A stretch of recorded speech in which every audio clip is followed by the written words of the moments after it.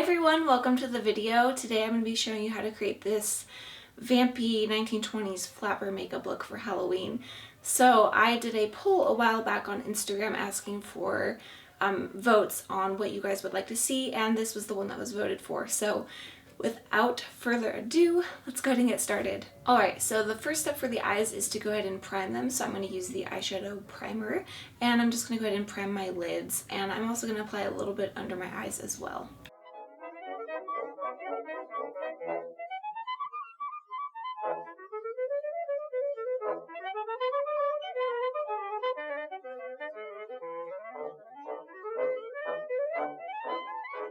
Next, I took the eyeshadow in the shade called Porcelain, and I applied that right over the top of the primer just to help set it in place.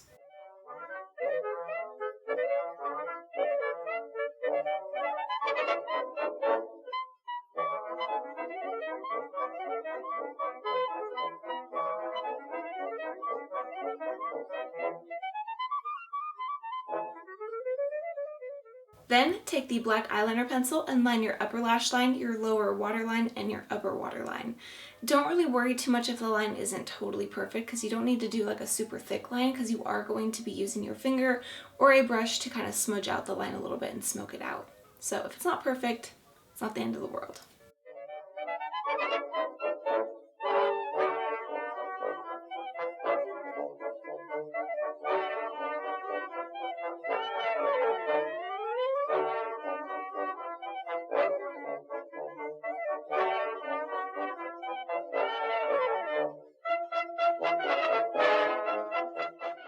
During this period of time, I've noticed that a lot of the eye makeup was very sooty, very ashy, and very charcoaly. So for the eyeshadows, I actually mixed Clean Slate with Black Magic, and I applied it with a wet dry brush, which I tapped off to remove any excess just so I didn't get any fallout.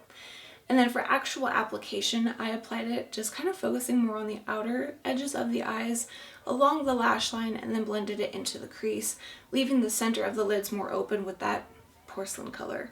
I just like the way that this looks personally for myself. So that's what I did for the eyes. Oh, but before we forget, lashes. So for lashes, I applied several generous coats of mascara, the Lash Project mascara of course, to the upper and the lower lashes. And that completes the eyes, except for eyebrows. So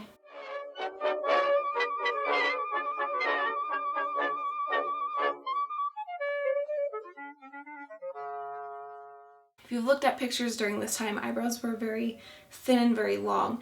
Now, I didn't want to pluck my brows. I didn't want to shave them, and I also didn't want to do, there's a trick that you can do with glue and like concealer and foundation and powder, but I didn't want to do that. Luckily, my eyebrows are pretty thin and blonde, so I decided to just put a little bit of concealer over them and just kind of let it be. And then I took the angled eyeliner brush, and for my brows I used Espresso, the eyeshadow in Espresso, and I just basically followed my natural brow because I don't want it to look unnatural, but I followed my natural brow just on the top, angle it down to the bottom kind of to match the eye, and then filled it a little bit more, like a second space at the top, just so it's a little bit thicker, but still a thin line, but a little bit thicker at the beginning, and then getting thinner towards the edges in the bottom. So that was what I did for the brows. Now to my favorite part, the lips. So during this period of time, specifically for this kind of vampy flapper kind of look, women would often have a very dark red lipstick. Which I don't actually have, but I was also reading that some actresses would actually wear black on their lips because of the way that it showed up on camera, being that during this time a lot of film was in black and white. So what I decided to do is mix the lipstick in the shade called Rebel with our black eyeliner pencil on the back of my hand, and the most important part is to apply it with a lip brush, because anytime you're using a dark color, it can be very easy to make a mistake. So using a lip brush really helps to define your edges and will really help you emphasize that Cupid's bow, which was very popular at the time.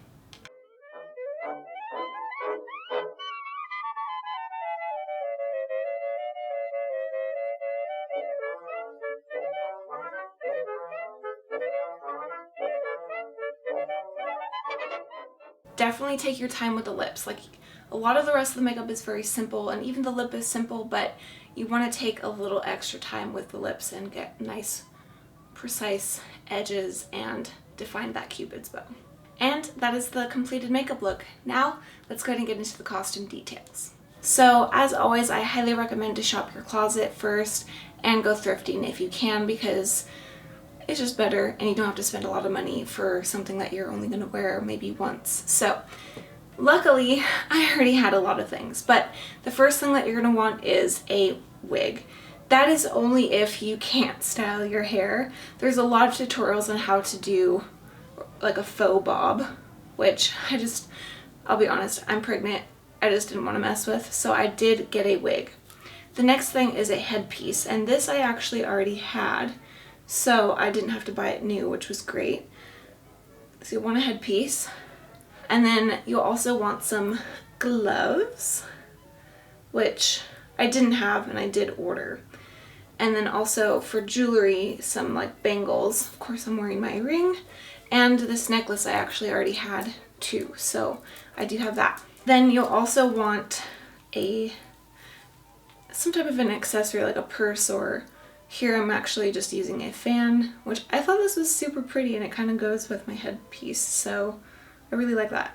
I guess you could say my theme here is kind of like black and gold, which is super pretty. The most important piece is the dress. So the key thing that you're going to look for in a dress is a drop waist style.